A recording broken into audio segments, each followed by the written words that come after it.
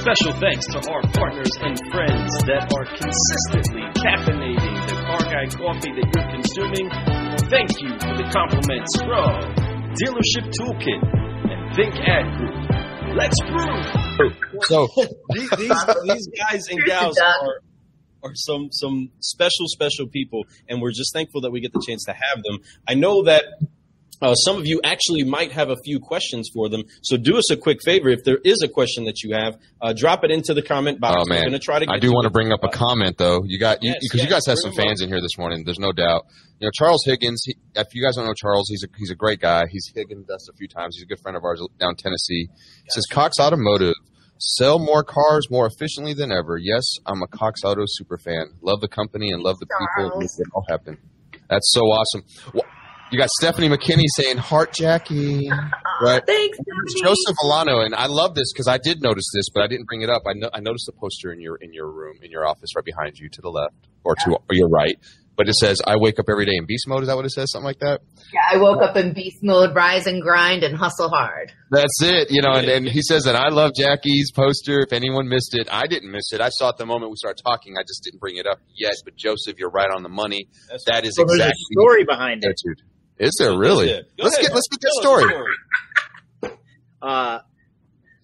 Well,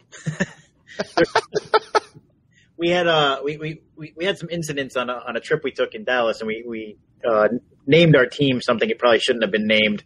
And then all of a sudden, as we started growing a little bit and having some successes, Jackie's director text started getting every time she put up one of our victories, it would be beast mode activated. Love it. Our team got renamed to something a little more appropriate, and it was the Northeast Beasts. So now we're going to come up with our own swag. I love it. The Northeast Beast. That's right. We are coming through, folks. You don't even know nothing about the Northeast. That's right. Killers up here. We do our thing. Northeast because we're beasts. Unleash the beast. Unleash it. I love it. No, that's. I would go all day with the two myself. I could keep it. I could imagine the stuff that you guys are saying. Either way, that's what it's about. It's enthusiasm. It's about encouraging people. You encourage your team in the way that encourages them. And you're doing that really well. I love that. That's so much fun. I can see it. I mean, even Doug's he has a smile on his face just thinking about that situation. That just lets me know you guys have a great team environment. That is huge, and that is crucial for growth also, folks. I'm not logged in, so I can't see it. But how big is the reach today? Because my phone's blowing up. Oh, man, the reach is all over the place. Like, even here, like, you can't even tell because on this program, StreamYard, it doesn't show us all the views. Like, it only shows you a few of the Facebook views. Doesn't show you all the LinkedIn views. Doesn't show you all the different – because I share this to, like, every group you can imagine, right? So they don't even pop up. And honestly, half the comments won't even pop up. And I hate to say that, but it's true. I know that StreamYard is a growing business. They're getting bigger every week, every month. So I'm sure th're going to get all these things tweaked out. They've already fixed a lot of this stuff, you know which what is they cool. have room for? Improvement. That's right. The biggest room in the world. That's right. So we're going to get to the third question now. The third question is one of my favorite ones because it's about people that we've come up in this business with, people who've inspired us. You know, Jackie, so when you came up in this business, I'm sure there's been people who've pointed your way, not even necessarily in automotive business, just people who have guided you in growth in business. There's probably one person. Sometimes there's multiple, and it's hard. It's like winning an award and trying to pick one person, right? Hey, I want to thank my brother. All right, guys, thanks. You know, you want to thank a lot of people, and I understand that because there is a lot of people who deserve that, and you could speak of whoever you want, but a lot of times one person that really helped you make a pivot in life. If there was, who would that be? I'll be super quick, but there's a couple I have to mention for quick reasons. So when I was with Disney, my first big sales coach experience and mentor was Mike Kellogg. He was a awesome, straightforward, rough and gruff manager, and he was the first person that introduced me to U Squared, which was a training program that is brief and beautiful and wonderful and, you know, very old but still relevant. And it's about how to take and make quantum leaps. Flash forward to being with Auto Trader, I've had 3 significant mentors here that have really changed my career. And I want to mention Lori Sirocco. She was a business development manager at the time that I was an Auto Trader account executive rep. And I could not figure out this industry. I couldn't figure out my job. I was about 9 or 10 months in, and I was on a written warning. My performance was horrible. I think this story is important because you have to understand that you can pull yourself out of anything, and it's all about today or the next day. And Lori helped train me in this business. She took me under her wing. She dedicated several days a week to going out in the field with me when she had no responsibility to do that at all. And she was one of my most important mentors just because I was in the worst place. And you don't have to be in the worst place to have a great mentor, but to be able to grow from there is a huge accomplishment that meant meaning. Like when I felt like the world and everybody else had given up on me and maybe this wasn't the business for me, she is the person that came in and helped me and pulled me out of it. And I mean, that's my most important. I've had Tim McKinley as a mentor. I've had a 8 top dealer ownership group, a husband and wife team as mentors, but Lori was the most important mentor I had because without her help at that moment, I wouldn't be here today. Thank you so much, Lori, for doing what it is that encouraged and got somebody from where it is that they were to where it is that they are now. And we are so thankful for all of the people that are pivotal inside of our life. Thank you so much for sharing that, Jacci. I mean, that was, really quick. That was actually really quick. I was actually more if you want. I love the story, though. You do have to break it down that way and show it. And I love that you brought up the point, like, you didn't always make success, but you did find success through failure. Yes. So what I mean by that, and failure is not a bad word, folks. Do not think of it as a bad word because we all have experienced it. The difference between people who are growing and constantly keep growing are the ones who look at failure as awesomeness. Like, hey, I'm glad I failed because I learned something here. Hey, if I'd never tried this, I wouldn't even been able to see what's the next level to do, right? Because the thing is like, if you're not trying, you're not failing. If you're not trying, if you're not failing, you're not trying. There's the word. That's the terminology. If you're not failing, you're not trying. And because in order to grow, you're always going to fail. There's always going to be things that you don't accomplish or things that are like, hey, I did it the wrong way, but you need to learn it a different way. And then that's the beautiful part about life. It's like everything. It's like when you first walk. When we were little kids, think about this. And this is instincts.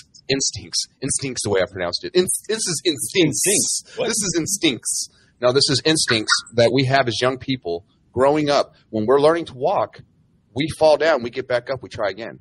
We keep making those step 2, 3, we fall down, we get back up, we try again. We do that without even understanding the English language, without even understanding the words. We do this because we want to grow. We naturally want to be able to do those next steps in life, be able to get to the next level in life, be able to get better than we were yesterday. And we do that as children without even thinking about it. But as adults, sometimes we have to think about it, and that's okay. And that's great that you acknowledge that. And I'm glad that you brought that up, Jacci. I appreciate you. I mean, completely full circle transparency here, too. Just so you guys know, Lori ended up coming back to – it came all the way around because I was able to help her. She worked on my team when I became a manager and reported to me. And we had this great synergy and energy about us. She was number 1 and number 2 in the country, flip-flopping back and forth with another gentleman on my team.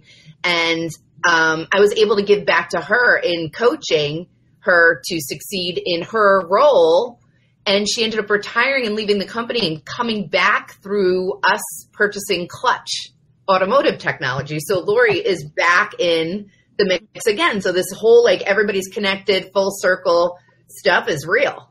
Wow, it definitely is. And speaking of full circle, car guys and car gals, we want to make sure that you keep the full circle of love going around by going to carguycoffee.com and sending a bag of coffee to somebody that you love and appreciate. That would definitely be a way to upshift and up. Oh man, we got great. And he's right. The car coffee is really good. People, Doug knows what's up. There's a lot of people out there who've got our coffee. It is a Guatemalan single origin. It's delicious. It's smooth. It's a medium roast. But man, I tell you, we absolutely love it. We love drinking it ourselves too. It's definitely something that we take pride in. We're looking forward to doing another blend coming out soon. We do have the Car Gal Coffee show coming out very soon. The Blonde Boss Brew. I can't wait. The Blonde Boss Brew is going to be coming out soon. So Be ready for that. It's going to be delicious. That's what Doug was like. Nah, I know, but we weren't pointing that at Jackie. It wasn't towards that. It wasn't towards that. We understand. That's all right. I like dark roast. Incidental. Yes, but no. Don't throw nothing, Jackie. Say, listen, but it's going to be a really, really, really good roast, and it's going to be delicious. And it's to honor our two sisters of savings, the Cargill Coffee Podcast. It's going to be their blend. I'm excited about it. It's going to be scrumptious. It's going to caffeinate you and get you inspired. That's right. So that being said, Doug, who is inspirational to you? Who brought you in this? Who gave you a pivot? If you need to name a few, that's fine. But let's talk about that, man. Let's see who brought you up. So I'll try to be as quick as Jackie, but mine goes. Take your time, brother. Take your time. Mine goes in 3 parts. It's right off the bat, it would be my mother's father and my father. My mother's father, both of them were they instilled the be humble and kind instinct into me. They were both the most humble people you could ever imagine. I think I saw my grandfather get angry once in his life, and no matter what, he always looked at the positives of a situation. He went from he enlisted in the Army a little too early, got sent over to Japan, came back, took his GI Bill, went to college, started selling medical textbooks in South America and Latin America, and the door or into the universities and stuff. From there, he went to work for Reynolds Aluminum, helped build all the oil rigs on Lake Maracaibo in Venezuela. From there, he got recruited by Ford Motor Company and was a district sales manager for all of Latin America. And from that point, they awarded him a franchise. So he had to choose between where we're at right now and Los Gatos, California. And he ended up choosing here to stay closer to New York. But he ended up he worked his ass off and became the largest Hispanic car dealer in the U.S. For, I think it was at least 10 years, if not 15. Wow. Over and over again. But, I mean, just straight up grit.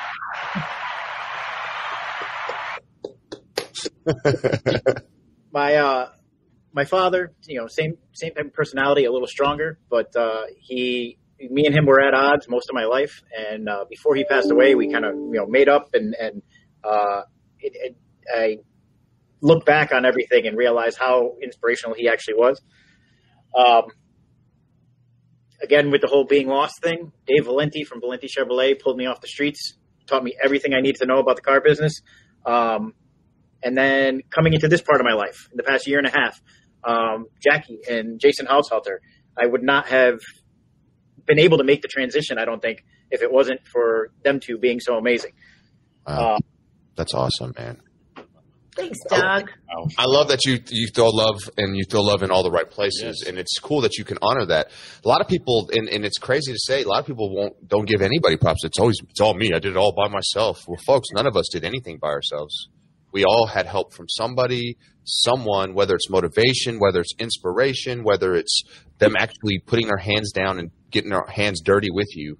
There's somebody there, and I'm glad that you can honor so many people. And that's why I always say I know it's hard to honor just one person. It really is. Like for me, I can go all day about a few different people. And to this day, I'm still learning, and I'm still getting inspired by a lot of different folks out there, to include people like you, Doug. You inspire me. Jackie, you also. I mean, Jackie, and getting to know you more, I'm super inspired by you. I love your story. I love where you came from and how you got to where you're at.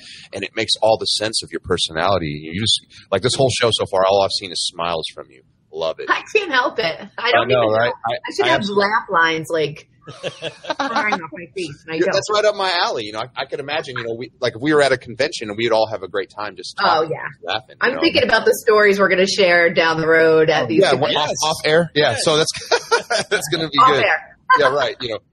This, you can't record this one, but yeah, that being said, no, I'm so glad that you guys can do that. And I love that you guys were honoring the people that you're honoring. So mad love to everyone out there that if you heard your name, that's kudos to you. Yes. For real. We appreciate you. I'm actually honored that they brought you up, and I hope that I get to know those people too, because obviously they got you to where y'all are, and that means they're great people, and that's the type of people that I love to surround myself with.